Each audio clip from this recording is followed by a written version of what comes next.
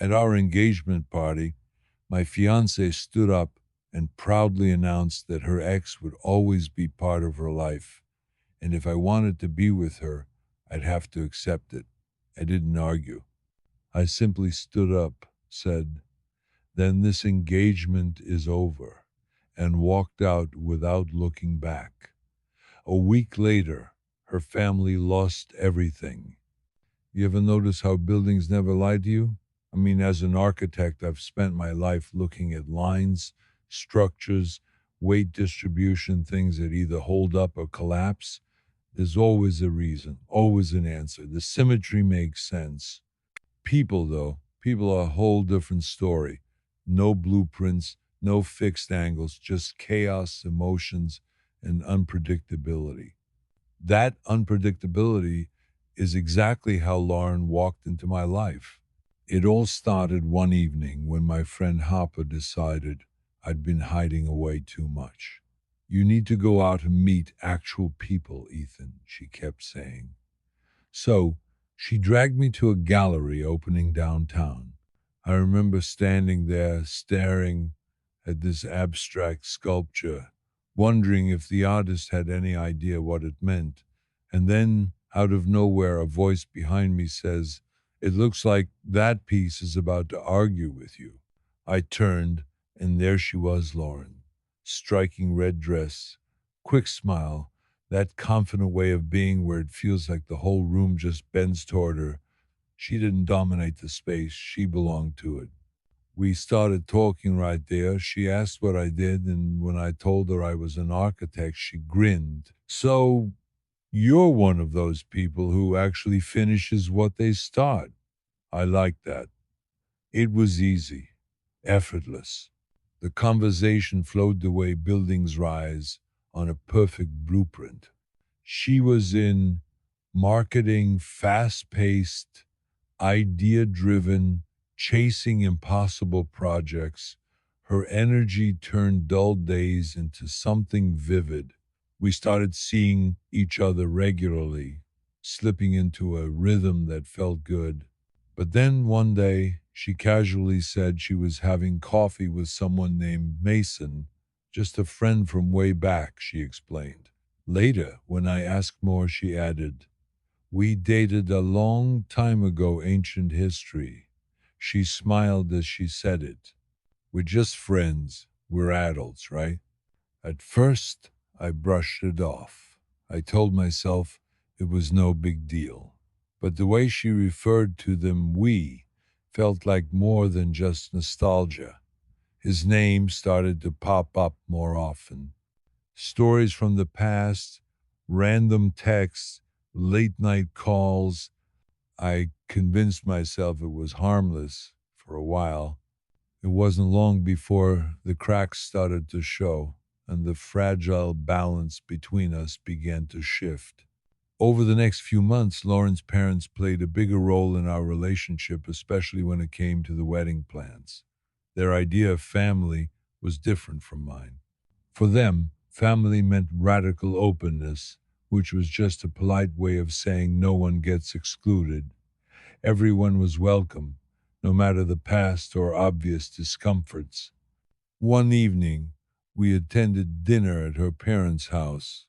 The setting was perfect dim lighting, soft jazz, tables set exactly right, but the conversation was anything but ordinary. Robert, her dad, in his typical therapist tone, started analyzing my career and behavior. "It seems you use work to control what you can't predict," he said with Diane nodding in approval. I smiled politely, but inside I felt exposed, like a blueprint being examined under a harsh light. Then Diane shared their family philosophy.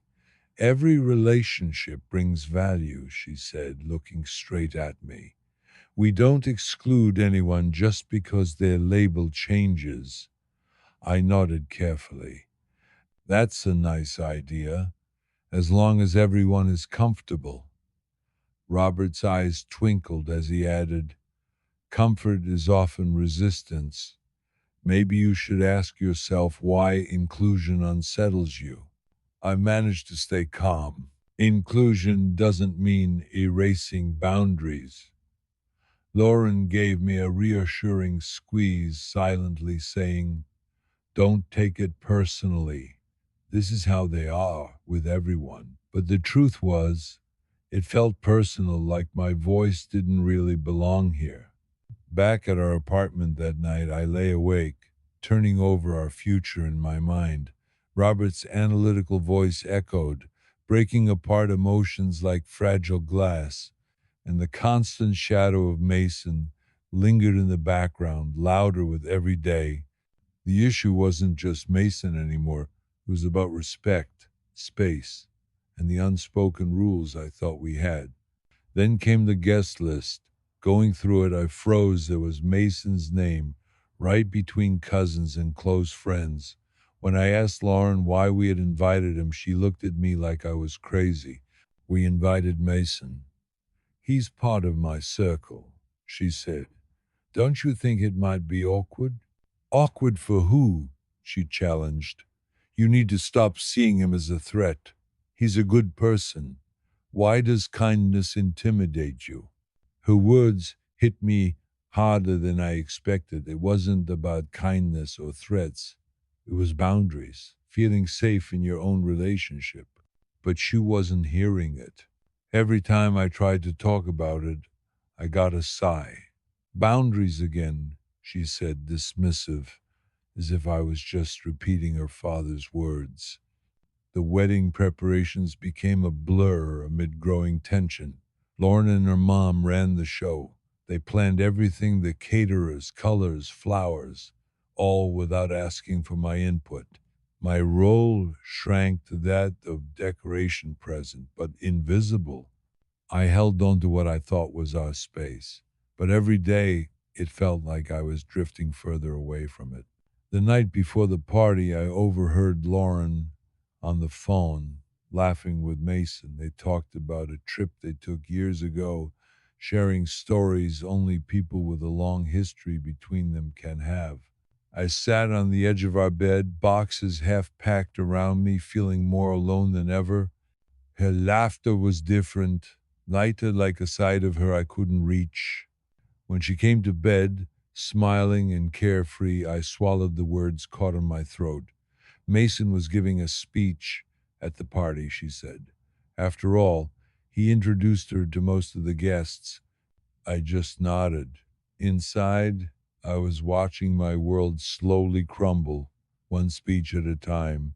That night, I wrote down everything: how invisible I felt at the dinner table, how Mason's presence shadowed us, how boundaries and respect seemed to disappear.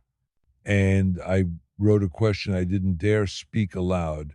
If someone calls your boundaries fear, does that mean you're wrong or that you're with the wrong person? I stared at that question for a long time until sleep finally came.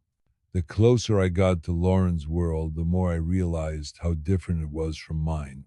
Meeting her parents, Robert and Diane, was like stepping into another dimension, one filled with endless analysis and a strange kind of intensity.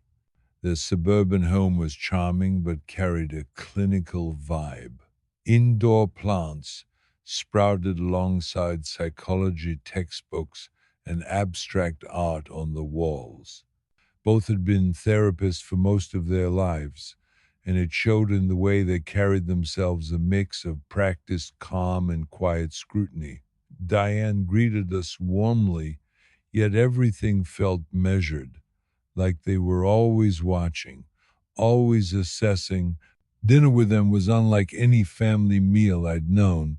It felt more like a therapy session than a casual gathering. Every sentence seemed to have a double meaning. Every question felt like a test. Robert observed me as if I were an exhibit, occasionally dropping phrases that felt diagnostic rather than conversational. "You seem to use your work to control the chaos around you," he said softly as he sipped his wine. Diane nodded approvingly beside him. I forced a polite smile, but inside my skin prickled. Even Lauren seemed to feed off their intensity, exchanging knowing looks with her parents. as if this was just how things were.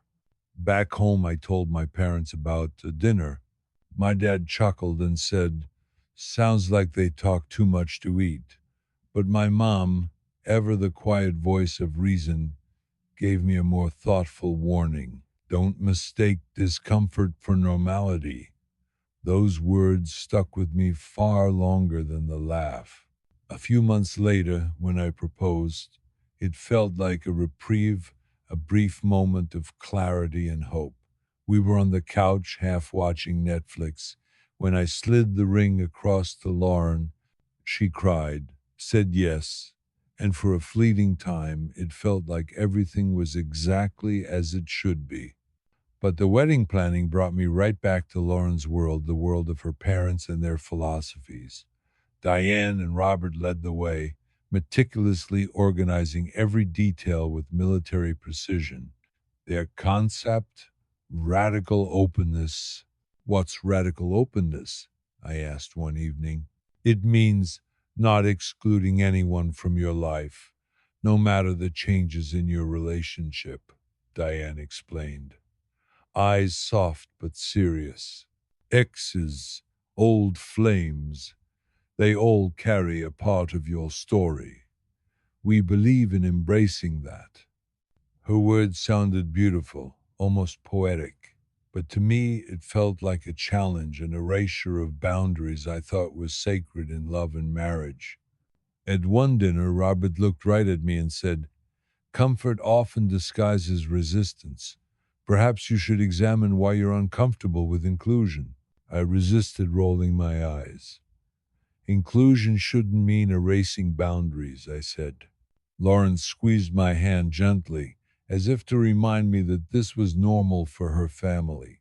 But inside, I wrestled with an idea that my sense of respect, privacy, and trust was being quietly dismissed. I spent many nights pondering the paradox, how this family preached acceptance but demanded I give up parts of myself to belong. Tensions didn't just simmer, they started bubbling to the surface. One afternoon, I saw Mason's name on the wedding guest list, nestled comfortably among family and friends.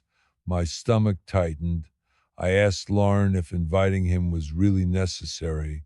"Of course," she said casually. "He's part of my circle." I hesitated. "But don't you think it's awkward? For me?" Lauren's eyes flashed disbelief. "Awkward for times who asterisk, Ethan? You have to stop seeing Mason as a threat. He's a good person. Why does kindness intimidate you?" Her words felt like a slap wrapped in a smile. It wasn't kindness. It was about respect, the respect of boundaries that I thought should define a committed relationship. But nothing changed. Every time I brought up Mason, the conversation shut down quickly. "Boundaries again," Lauren sighed, tired of my concerns comparing me quietly to her father. That stung more than I wanted to admit. Meanwhile, Lauren and her mother charged ahead with wedding preparations, with me relegated to a supporting role. Invitations were made, flowers chosen, decisions were made before I even had a say. I watched, feeling sidelined, part of a scene I was just decorating. One quiet night before the engagement party, I overheard Lauren on the phone laughing with Mason. They reminisced about a trip years ago, full of inside jokes and shared stories. It wasn't jealousy, I felt it was something colder, disconnection. Her laughter had a lightness that felt foreign to me, the sound of a version of Lauren I couldn't reach anymore. When she finally came to bed, smiling as if the night was perfect, she casually mentioned Mason would be giving a speech at the party. He'd introduced her to many of the guests, after all. I nodded. Inside, I was crumbling. That night, I opened my laptop and wrote down everything: the invisible fractures, the hollow laughter, the constant feeling that my place was slipping away. And I wrote one question that haunted me. If someone calls your boundaries fear, does that mean you're wrong, or are you simply with the wrong person? I stared at that question long after the words were penned, hoping for an answer I wasn't ready to hear. The engagement party was supposed to be a small, relaxed gathering of few close friends in the backyard, nothing fancy. But within a week, it snowballed into something else entirely. Lauren and her mother, Diane, took over with an enthusiasm that felt more like a production than a celebration. They had already planned the color scheme, the catering menu, the guest list, and even how the backyard would be arranged before I even saw the first email. I tried to tell myself it wasn't worth fighting over. I was up to my ears in work, and they seemed to be genuinely enjoying the process, so why rock the boat? But every time I asked about a detail, I got the same reply. That's already been handled. The first meeting I could join was at her parents' house. Diane had printed out schedules and checklists that looked like military orders. Lauren was toggling between her laptop and phone, showing off decoration ideas and flower combinations like they were critical design elements. They moved in perfect sync, as if they'd rehearsed this dance 1,000 times. Meanwhile, I sat quietly at the end of the table, sipping coffee and nodding whenever they looked my way. I tried to stay engaged, but it was like watching two people perform a dance I didn't know the steps to. Suddenly, Diane turned to me, her eyes sharp and expectant. Ethan, what do you think of the floral arrangements? She asked. I held one of the printouts awkwardly. They look nice, I said, careful not to sound uninterested. Which ones? Diane pressed. Lauren laughed. Mom, don't interrogate him. He doesn't care about flowers, right, honey? I care that you care, I replied with a smile. They seemed satisfied and moved on, but that little exchange crystallized how little my opinion was actually valued. Then I glanced through the guest list and stopped cold when I saw Mason's name nestled right in. Between family cousins and college friends, we invited Mason? I asked. Of course, Lauren said without looking up. He's part of my circle. He knows most of the people. I swallowed hard.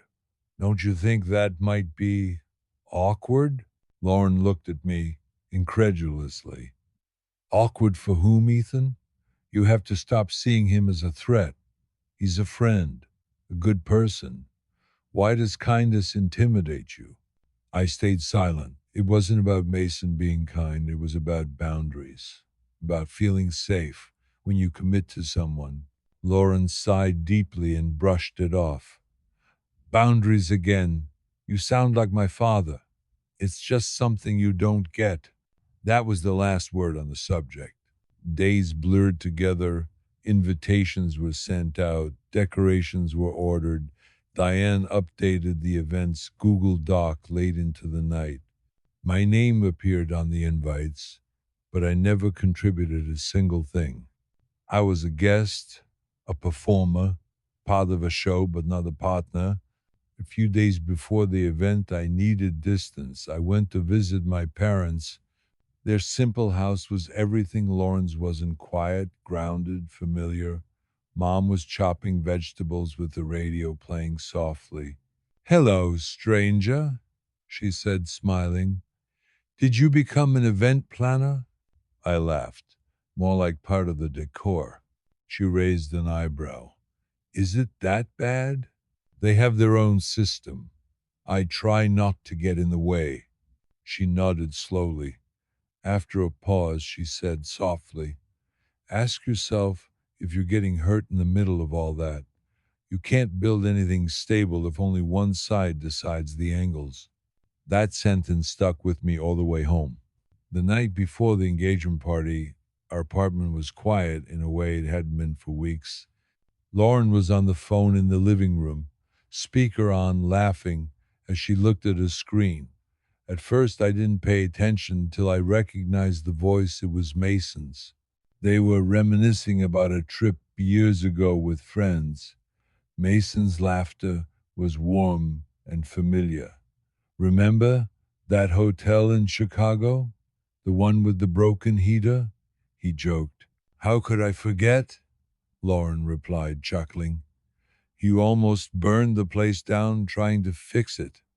They kept laughing together with a closeness you only get when someone has been part of every chapter of your life.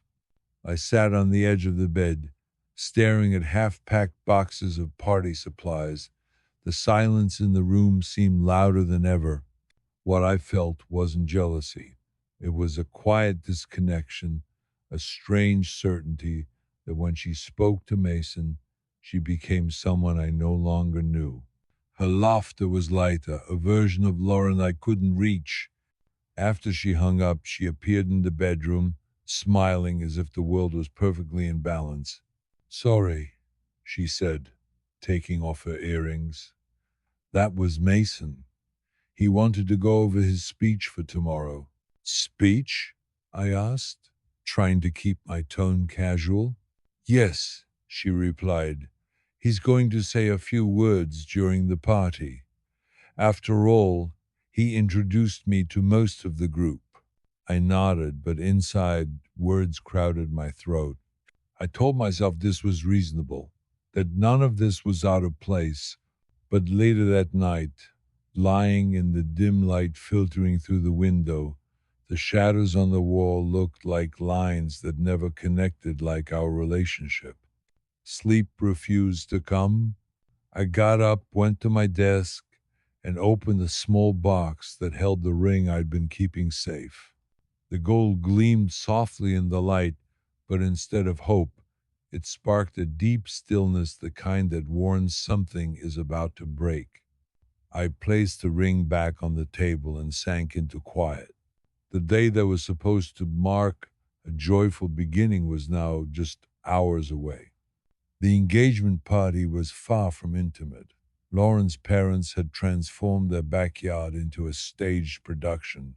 String lights hung in perfect rows, white tents were exactly aligned, and tables were covered with obsessively ironed cloths. Every detail screamed control.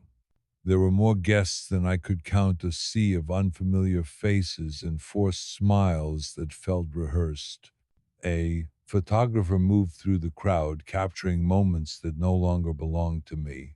Lauren was the picture of elegance, her hair pulled back, sparkling earrings, a silver dress that commanded the room. She was in her element, a queen of this carefully orchestrated scene. Behind her, her parents managed every move, every glass, every smile that had to stay perfect. This was their production, and I was just another actor on stage. My parents arrived shortly after, excusing themselves with a quiet warning. If things went south, they'd leave without looking back. That's when I saw Mason in the center of a group, laughing and gesturing like he belonged more than I did. He walked over to Lauren, the hug between them lingering too long as if the crowd didn't exist. He still called her by a nickname, only he used a small gesture that stung like salt. Lawrence smiled and adjusted his jacket collar, a familiar intimacy that made me step back. I played my part, smiling, shaking hands, exchanging polite words all the while, feeling a crack widen inside me. When Mason raised his glass during his speech, praising their history and calling me lucky, I knew the structure would not hold. That night, I stood up, took one last look, and walked out. Without looking back, a week later, everything had changed. Lauren's family lost almost everything. Financial troubles, reputational damage, it all unraveled overnight. The carefully constructed world they'd built collapsed like a house of cards. I didn't celebrate. I wasn't happy. I felt the quiet weight of loss, not just theirs, but my own. The relationship that had already been flawed ended with a kind of sad inevitability. I found myself reflecting on what boundaries really meant, on respect and love, not just words, but actions. Sometimes the strongest walls aren't built of stone or steel, but of trust and understanding. I realized that love should never make you feel like you're asking too much by setting boundaries. If it does, maybe it's not love at all. Walking away was painful but necessary. It allowed me to find peace in the chaos. I learned that some structures, no matter how beautifully designed, aren't meant to stand forever. And that sometimes the most important thing you can do is protect yourself before everything falls apart. Looking back, I realized that sometimes love isn't enough to hold a relationship together. It's the respect for boundaries, the understanding of space, and the ability to protect what's precious that really matter. I thought I could build something stable with Lauren, like one of my architectural projects, solid, balanced, built to last. But people don't come with blueprints. They come with histories and scars, with chapters that don't always fit neatly together. The hardest part was knowing when to walk away. When the cracks get too deep and the structure starts to collapse, staying doesn't fix it. It only makes the fall harder. I learned that setting boundaries isn't about fear, it's about self respect. It's about recognizing when your needs aren't being met and having the courage to say, "This is where I stand." Walking away wasn't a failure, it was an act of strength, a way of protecting myself from further pain. Sometimes the bravest thing you can do is let go. What's left now are lessons, a deeper understanding of what I want and don't want in love, a reminder that respect, trust, and genuine connection can't be compromised or negotiated away. I don't regret loving Lauren, but I do regret ignoring those small, early warning signs, that invisible crack that was growing right under my feet. The world of architecture taught me about balance, endurance, and where pressure breaks. Life taught me the same lesson, just in a different language, and now it's time to rebuild. Smarter, stronger, with eyes wide open, because some structures are worth saving and others aren't meant to stand. If you found this story as intense and thought provoking as I did, don't forget to hit that like button and subscribe for more real, raw Reddit stories told just like this. Have you ever been in a situation where setting boundaries felt like the hardest thing to do? Share your experience in the comments. I'd love to hear your side of the story. And if you know someone who needs to hear this today, tag them or share this video. Sometimes the hardest lessons teach us the most about respect and self worth. Thanks for listening. Stay tuned for the next story that might just change how you see relationships.